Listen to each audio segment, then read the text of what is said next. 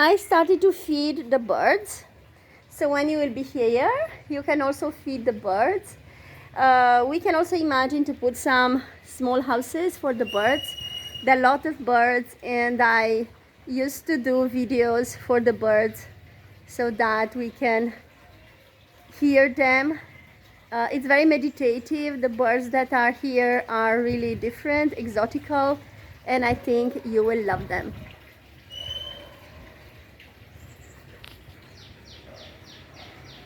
Some birds singing for you. Chip, chip, chip.